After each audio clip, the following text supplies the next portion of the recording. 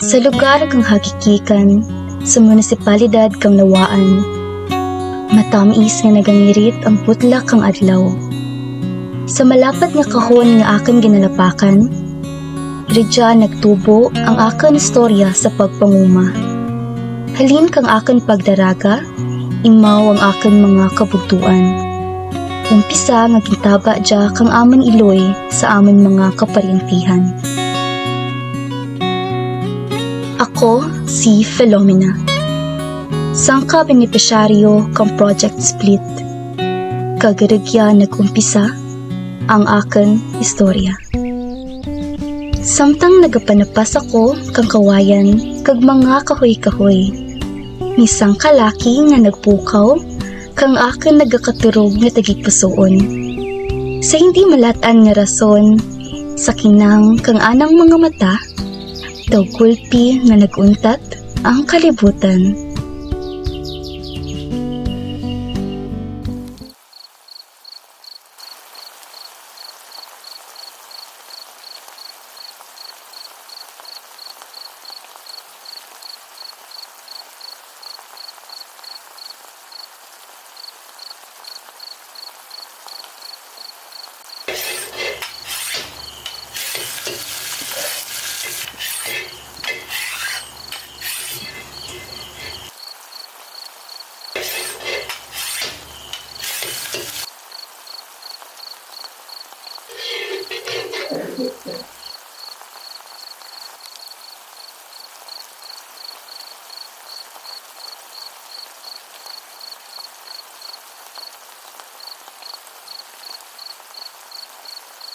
Ya, atau kanila ako.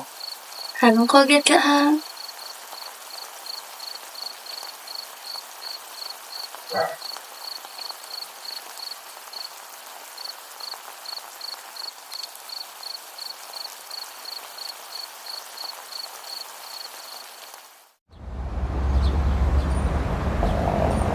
Kapoy magsakanaog sa bukid, pero pagkakasigihan kami ni tatay niya nga makapagtapos ko sa parisnila. Kaya wala diyang kagumana naman kakanin.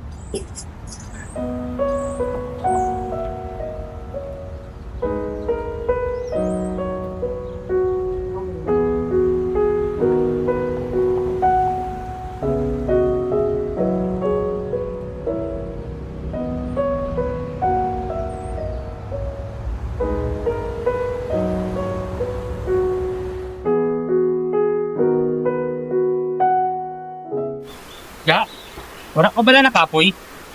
Sa kadadlaw natin nga paning kamot. Gawas ta lamang kita sa tukadulog. Lumalam lang kita. Pero daw wala kita pabugbad. Natawhay ka na paminsarin ta kung makatapos na natin mga kabataan. Kabay pa nga seryosohon na gidandang pag-skwila. Para sa dyan nga paagi, di da mabatsaga ng kabadlay kang kabuhi. Natan mo ga?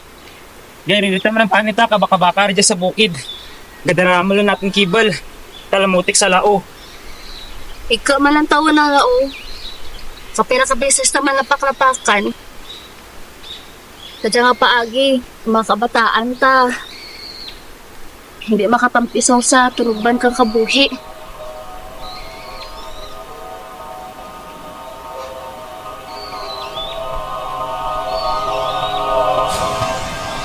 Sige lang ga ah. Makalampuas lagid ka dya. May kaluuyang Diyos kag kahit paano ay makaan mo kita sa adlaw-adlaw.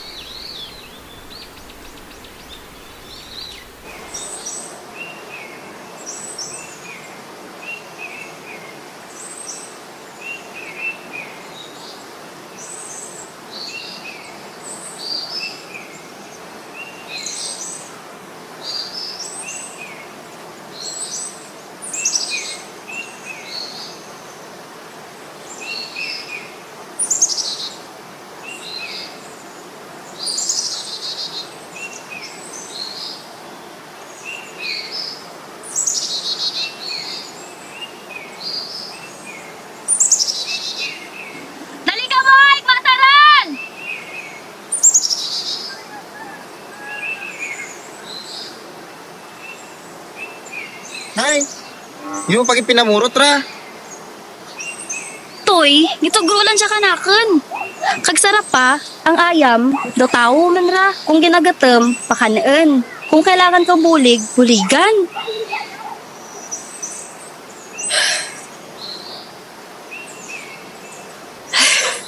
Budlay na gani na ipangabuhi ta.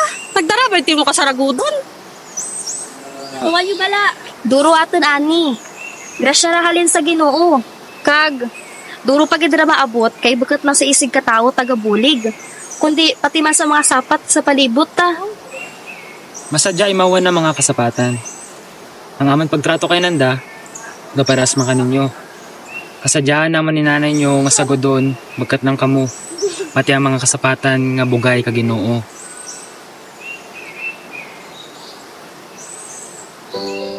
Sa pagbago kang tiyempo, para padayon ang pag-ilig kang grasya, para mahigamitin sa pagsapupo kag may ipakaon sa amon mga kabataan. Kami nagatanam kang mga laswa kag tarangkenon.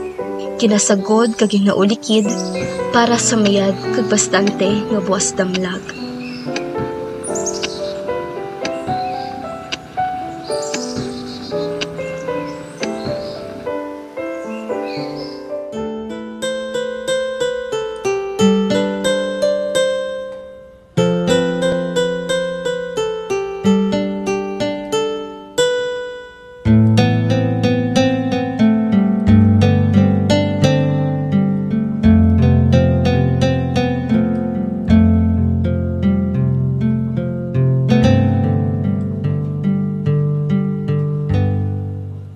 Kalipay, kung ako liwan ni duyan sa pagpalangga, daw kahapon lang o diinan,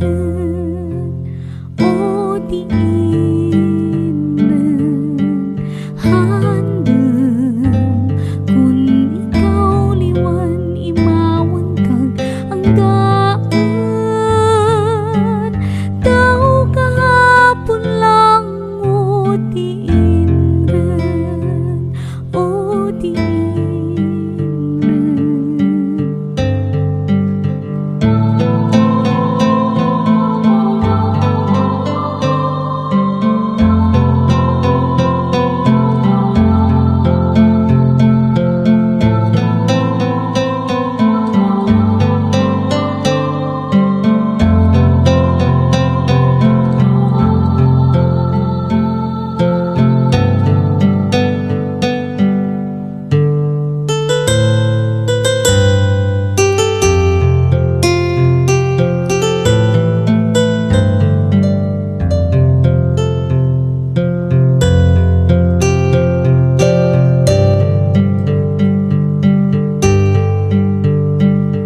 Sagsiyang bituon sa idlaw kang maratyagan, kag sa singgit kang tagi pusoon ako imo darhen, o diinran,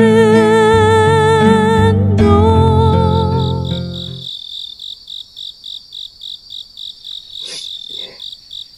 Sa pilog ko nga kabuhi. Latay ko sa kaugalingan ko nga. Mangumalak ko sa malapad kataramnan. Pero ang mga kabataan ang nagtugro kang rason para mas palanggangan ko ang pagpamuma. Kag para sa mas damit na nga buwas ng vlog. Hindi man kita nagkula. Tanong na natin yung mo. Malas! Kapoy! Hindi ka init para lang Nanda!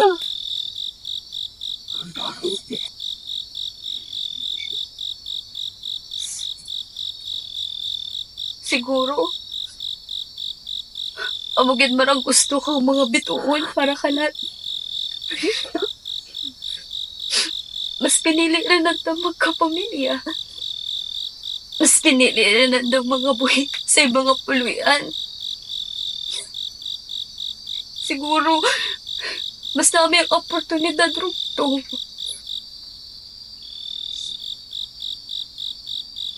Nay, Tay, kami nga inyong kabataan, nagamalaman. Wala man naman natuman ang danggo nyo kami makatapos kuilat, pero parehas ka ninyo. Di naman pagdayuan ang mga responsibilidad nga amang ginatubang. Kagsarap pa, wala man gadya ka mga kapuntuan. Gadya man ako gyapon para magbulig sa uma. Wala man naman natuman ang handom nyo para kanamon. Pero may apo ko pa nga buta kapag laom. Ano ba't mo hambalin?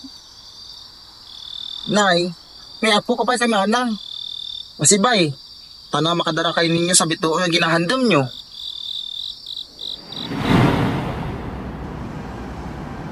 Ni, latan mo. Duro amo na panggas ka dyan nga tag-arani. Iyad la kaya kain yung ani dyan sa probinsya. Padaraan ta sa kasapo, bugas dyan na. Isan pa paano, may tiligangan ka dyan. Tapos, may kwarta ako di dyan aging padaraman. Nilubong ko dyan sa sulod kang sako. Amo lang dyan ay ang makaya nang nilulo mo. Okay na rin na.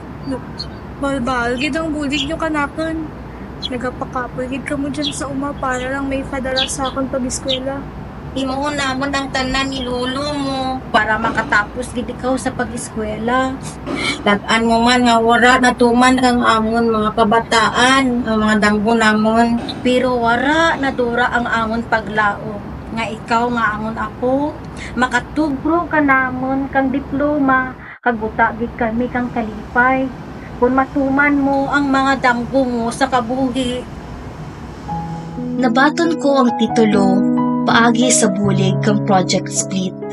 Sangka proyekto kang Department of Agrarian Reform, imaw ang World Bank, kung sa diin, opisyal nga ginpangaran kanaken ang lupa, nga amon ginpangabadlayan sa malawid nga tion.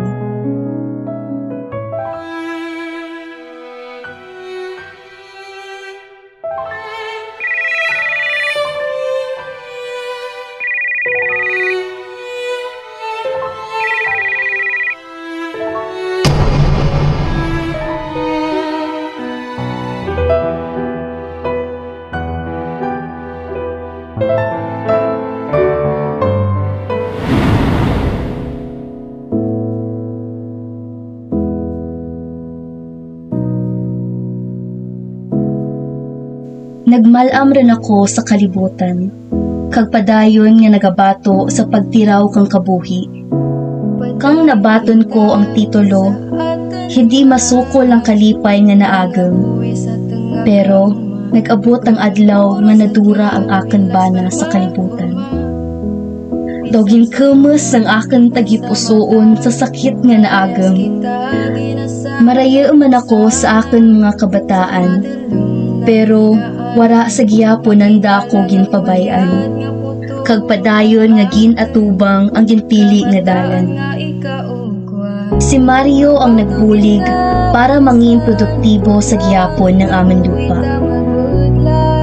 Ang akin apo nga si Christine, tungod sa anang pagpaninguha, nakatapos kag sangka accountant rin.